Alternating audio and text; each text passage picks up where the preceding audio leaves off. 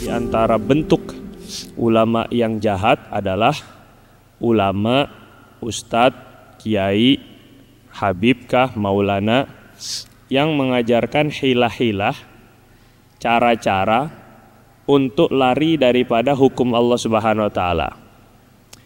Hilah yang dimaksud ataupun cara yang dimaksud atau hilah mengalihkan diri daripada hukum Allah ini adalah yang memang menghalalkan yang haram atau mengharamkan yang halal. Jadi seperti kemarin kita sebutkan ada orang yang sudah mau haul sampai hartanya sampai 1 tahun misalnya. Orang punya 85 gram emas ataupun uang yang senilai dengan itu. Ketika sudah mau sampai 1 tahun, dia kasih, dia pakai, dia belanjain, dia jual emasnya. Maka putus haulnya 1 tahunnya sehingga dia tidak kena zakat.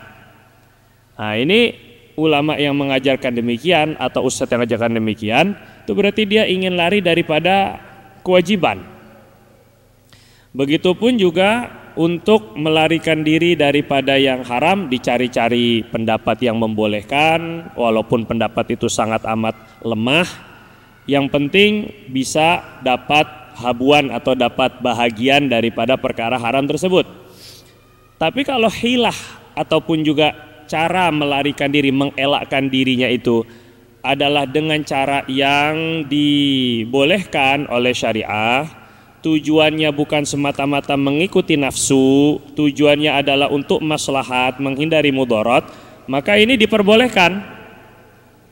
Contoh misalnya di dalam Bukhari, Sayyidina Bilal radhiyallahu ta'ala anhu pernah menghadiahkan kepada Nabi kurma.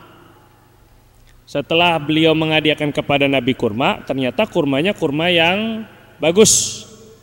Maka Nabi SAW tanya, Bilal, apakah semua akullu tamril Madinah, apakah semua kurma Madinah seperti ini bagusnya? Kata Sayyidina Bilal, enggak Rasul.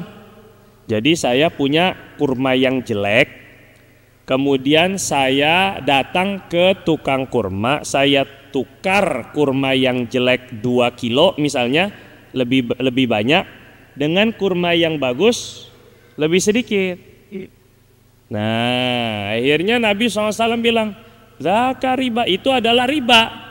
Tidak boleh makanan dengan makanan, ataupun juga emas dengan emas, perak dengan perak, ketika dia dijualnya sejenis, kurma dengan kurma sejenis Pak, maka dia harus mithlan bimithlin, seukurannya sama walaupun kualitasnya beda, yang satu kurma bagus, yang satu kurma jelek, tapi sama-sama kurma.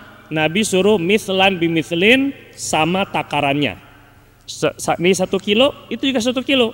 Kalau mau langsung barter, maka Nabi SAW katakan caranya, Bilal, ibta'hu, kamu beli, kamu jual dulu, kurma kamu, bi'hu, jual dulu, kamu punya tamar, kamu punya kurma yang jelek tadi itu, dapat duitnya kamu pakai untuk beli kurma yang bagus. Secara hasil sama. Tadi intinya kan pengen dapat kurma yang bagus. Secara hasil pasti kadar kurma yang bagus pasti lebih sedikit. Sebab kurma yang bagus harganya lebih mahal. Jadi ketika dia jual kurma yang jelek, dapat duit misalnya 100.000. Dengan 100.000 itu pasti lebih dapat kurma bagus tapi lebih sedikit. Ini baginda Nabi yang mengajarkan untuk Sayyidina Bilal tidak terkena dengan riba.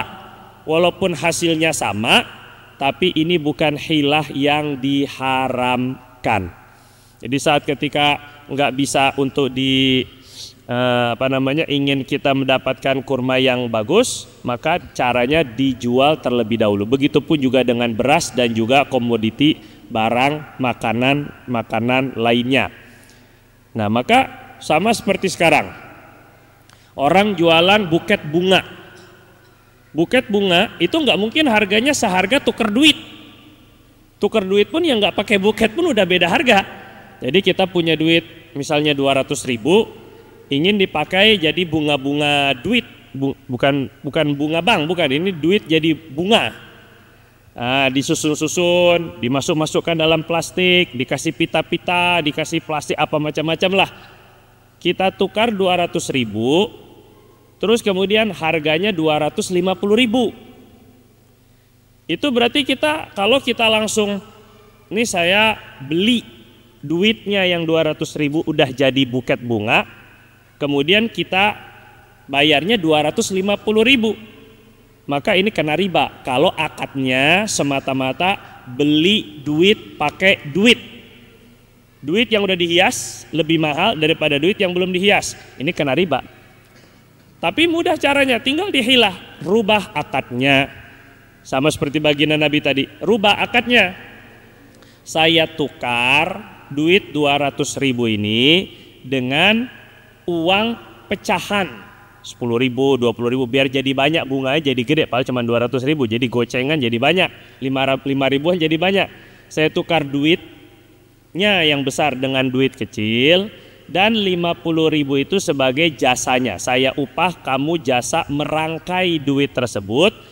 Jadi bukan membeli duit dengan duit, tapi duit dengan duit tetap dia sama nilainya, 200.000 receh dengan 200.000 uang besar, tapi 50.000-nya sebagai jasa, upah karena dia merangkai bunga. Itu juga hilah, itu juga cara untuk kita melarikan diri daripada riba, tapi itu hilah yang diperbolehkan. Jadi kalau tidak, nanti susah untuk orang mau membuat jasa-jasa yang semacam itu.